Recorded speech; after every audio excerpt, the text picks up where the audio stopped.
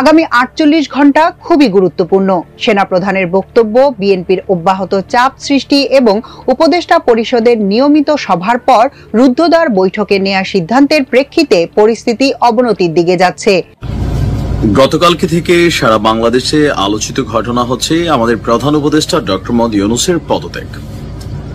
যদি এই মুহূর্তে প্রধান উপদেষ্টা পদত্যাগ করেন তাহলে অবশ্যই বাংলাদেশ একটা বড় ধরনের ধাক্কা খাবে। এখানে বেশ কিছু দেশি বিদেশি ইস্যুগুলো কাজ করবে। এক অভাগা জাতি আমরা, আমাদের ভাগ্যে শুধু দুর্দশা আর দুর্দশা, কিছুই হবে না। ডক্টর মোহাম্মদ ইউনূস স্যারের মতো ভদ্রলোক এই দেশ চালাতে পারবে না। এই দেশের জন্য ঠিক ছিল কে জানেন? শেখ হাসিনা। একদম লাঠি লাগায় ঘুরাইতো, বন্দুকের নলের মধ্যে সবাই নাচাইতো, নাগিন ডান্স করে ছাইরা দিছে সবাই। দর্শক, সেনাবাহিনীর একটি বক্তব্যের পরেই আওয়ামী লীগের নেতাকর্মীদের মধ্যে আনন্দ ও উল্লাসের ইমেজ দেখা গিয়েছে। এর মধ্যে সোশ্যাল মিডিয়াতে তারা যে আনন্দর আত্মপ্রকাশ ঘটিয়েছেন সেটি দেখে বিব্রতকর অবস্থায় পড়ে গিয়েছেন বৈষম্য বিরোধী ছাত্র আন্দোলনের নেতাকর্মীরা। এদিকে যেই বক্তব্য ডক্টর ইউনূসের দেওয়ার পরে সেনাপ্রধানের যে বক্তব্য ছিল, সেই বক্তব্যের পরেই ডক্টর ইউনূসের পদত্যাগের যেই ঘোষণা উঠে এসেছে, সেই ঘোষণাকে কেন্দ্র করে এবার চরম ক্ষোভে ও হতাশাগ্রস্ত হয়ে পড়েছে বাংলাদেশের সাধারণ জনগণ। তারই কিছু অভিব্যক্তি তুলে ধরেছেন কিছু মিডিয়া কর্মীরা। বিস্তারিত সে সকল ভিডিও দেখতে পাবেন। দর্শক, কি হতে যাচ্ছে আগামী ৪৮ ঘন্টায় সেটি থাকছে আজকের ভিডিওতে।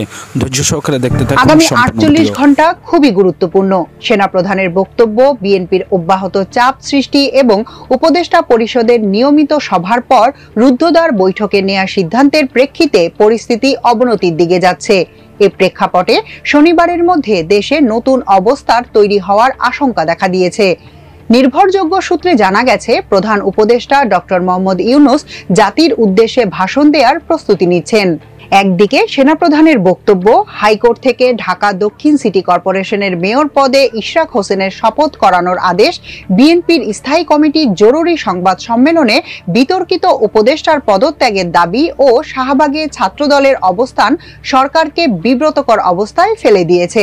এমন পরিস্থিতিতে ডক্টর মোহাম্মদ ইউনূস সরকারের দায়িত্ব ছেড়ে দেওয়ার মতো কঠিন সিদ্ধান্তও নিতে পারেন বলে একটি উচ্চ পর্যায়ের সূত্র থেকে আশঙ্কা করা হয়েছে। সেনাপ্রধান জেনারেল ওয়াকারুজ্জামানের বুধবারের বক্তব্যের প্রেক্ষাপটে দেশের পরিস্থিতি দ্রুত অবনতির দিকে যায়। তার বক্তব্যে সারা দেশে তোলপাড় হয়। এই ঝড় খোদ সরকারের মধ্যে গিয়ে পড়েছে। পরিবর্তিত পরিস্থিতিতে প্রধান উপদেষ্টা ডক্টর মোহাম্মদ ইউনূস উপদেষ্টাদের নিয়ে গতকাল বৃহস্পতিবার রুদ্ধদ্বার বৈঠক করেন। টানা ৪ ঘন্টার ওই বৈঠকে চলমান সব ইস্যু নিয়ে তাদের মধ্যে আলোচনা হয়। আলোচনায় সেনাপ্রধানের বক্তব্য ছাড়াও বিএনপির আন্দোলন নিয়ে বিস্তারিত আলোচনা হয়। এর এক পর্যায়ে প্রধান উপদেষ্টা স্বেচ্ছায় সরে যাওয়ার ইচ্ছা ব্যক্ত করেন। তিনি তার অবস্থান ব্যাখ্যা করার জন্য গতকালই জাতির উদ্দেশ্যে ভাষণ দেওয়ার চিন্তার কথা জানান। কোন প্রেক্ষাপটে তিনি সরে যাবেন সেটাও বৈঠকে অবহিত করেন।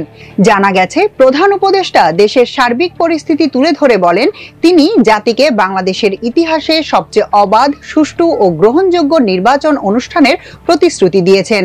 কিন্তু যে পরিস্থিতির দিকে যাচ্ছে তাতে সেটা সম্ভব হবে না। যেন তেন একটি নির্বাচন করে তিনি তার দায় নিতে চান না। এ কারণে তিনি আর থাকতে চান না। একাধিক সূত্র আমার দেশকে জানান, বৈঠকে সকল উপদেষ্টা তাকে তাৎক্ষণিক এ ধরনের সিদ্ধান্তের দিকে না গিয়ে কিছুটা সময় নেয়ার অনুরোধ করেন। পরিস্থিতি নিয়ন্ত্রণে আনতে উপদেষ্টারা শেষ চেষ্টা করার কথা বলে প্রধান উপদেষ্টাকে বারবার অনুরোধ করেন। পরে বৃহস্পতিবার ভাষণের সিদ্ধান্ত থেকে সরে এসে শনিবার পর্যন্ত অপেক্ষা করার জন্য রাজি হন তিনি। এক্ষেত্রে আগামীকাল শনিবারের মধ্যে পরিস্থিতি পুরোপুরি স্বাভাবিকের দিকে না গেলে ওই দিনই জাতির উদ্দেশ্যে ভাষণ দিয়ে প্রধান উপদেষ্টা সরে যেতে পারেন। এক্ষেত্রে যদি তিনি সরকার থেকে সরে যান তাহলে কি কারণে তিনি ছেড়ে যাচ্ছেন সেই ব্যাখ্যাও জাতির সামনে তুলে ধরবেন। জানা গেছে, রুদ্ধদ্বার বৈঠকে প্রধান উপদেষ্টা তার পরিষদের একাধিক সদস্যের উপরও ক্ষুব্ধ প্রতিক্রিয়া ব্যক্ত করেছেন। পরিষদের কয়েকজন উপদেষ্টার সবকিছু নিয়ে তাদেরকে নাক না গলাতে কঠোর নির্দেশনা দিয়েছেন। এছাড়া জুলাই আন্দোলনের ছাত্র নেতাদের কিছু কর্মকাণ্ডে অসন্তোষ প্রকাশ করেন তিনি।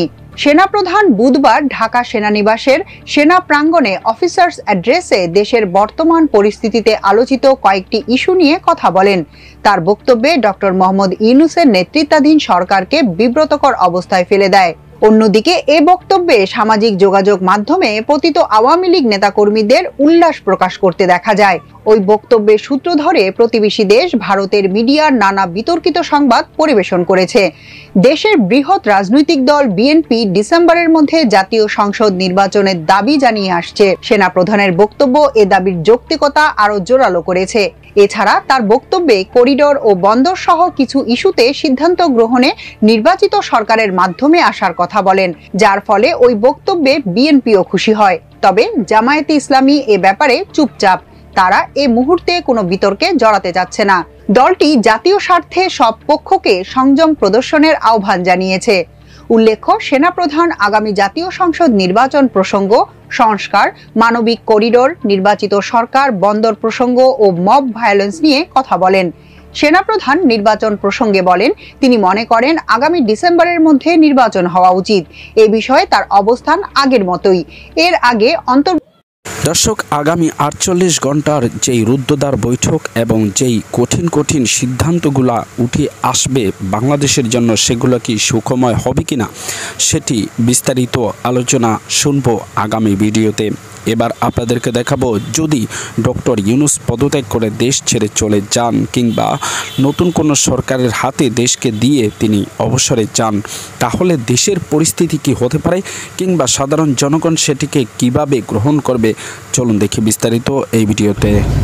গতকালকে থেকে সারা বাংলাদেশে আলোচিত ঘটনা হচ্ছে আমাদের প্রধান উপদেষ্টা ডক্টর মোহাম্মদ ইউনূসের পদত্যাগ। যদি এই মুহূর্তে প্রধান উপদেষ্টা পদত্যাগ করেন, তাহলে অবশ্যই বাংলাদেশ একটা বড় ধরনের ধাক্কা খাবে। এখানে বেশ কিছু দেশি বিদেশি ইস্যুগুলো কাজ করবে। বিশেষ করে ভারত একটা বড় ধরনের ভূমিকা এখানে নিতে চাইবে। আর নিষিদ্ধ ঘোষণা করা বাংলাদেশ আওয়ামী লীগ তারাও কিন্তু এই পরিস্থিতিকে কাজে লাগাবে। এটার নামই হচ্ছে রাজনীতি। আর এই পদত্যাগের ফলে সবচেয়ে বেশি ক্ষতিগ্রস্ত হবে বাংলাদেশ এনসিপি, জাতীয় নাগরিক পার্টি হিসেবে যারা নিজেদের এই দলটিকে তৈরি করেছেন এনসিপি, এবং এই কয়েকজন সমন্বয়ক, তাদের প্রথম সারির বেশ কিছু নেতাকর্মীরাও মানে দেশের মধ্যে কোন পরিস্থিতিতে পড়বে বুঝতেই পারছেন।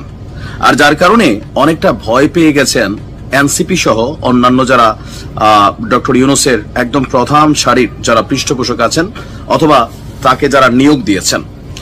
গতকালকে নাহিদের মুখ থেকে আমরা যখন প্রথম শুনতে পেলাম যে ডক্টর ইউনূস পদত্যাগ করবেন, এরপরেই বিষয়টা নিয়ে আপনার ডালপালা মেলে নানান কারণ। কিন্তু ফাইনালি আসলে কেন ডক্টর মোহাম্মদ ইউনূস তিনি পদত্যাগ করতে চান বা চিন্তা ভাবনা করছেন, সেই কারণটি বের হয়ে এসেছে খোদ তার মুখ থেকে। চলুন দেখি আমরা যে তিনি কি বক্তব্য দিয়েছেন। উপদেষ্টাদের জরুরি একটা বৈঠক হয়েছে বেলা 11টায় তেজগাঁওয়ে প্রধান উপদেষ্টার কার্যালয়ে। উপদেষ্টা পরিষদের নির্ধারিত বৈঠকে ডক্টর ইউনূসের পদত্যাগের প্রসঙ্গ উঠে আসে। প্রথমে 1 ঘন্টা নিয়মিত উপদেষ্টা পরিষদের নির্ধারিত বৈঠক হয়, এরপর সচিবরা বেরিয়ে যান।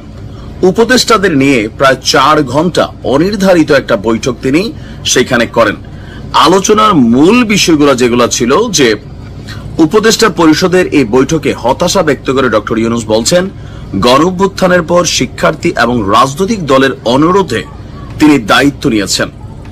দলগুলোর সহায়তার প্রতিশ্রুতি দিয়েছিল, কথা দিয়েছিল আগে সংস্কার পরে নির্বাচন, কিন্তু এখন অস্থিরতা তৈরি করছে, মানুষের আশা পূরণ করতে দিচ্ছে না, জনদুর্ভোগ তৈরি করছে, যে কোনো ইস্যুতেই রাস্তা অবরোধ করছে। দুজন উপদেষ্টা জানান, প্রধান উপদেষ্টা বলছেন রাজনৈতিক দল সহ কেউ সরকারকে প্রতিশ্রুত সহযোগিতা করছে না, এভাবে দায়িত্ব পালন করা সম্ভব না। নির্বাচন নিয়ে চাপ তৈরি করা হয়েছে, বিদ্যমান পরিস্থিতিতে সুষ্ঠু নির্বাচনের সম্ভাবনা ক্ষীণ, মানে একদম অল্প। নিয়ন্ত্রিত নির্বাচন হবে, এর দায় তিনি নিতে চান না।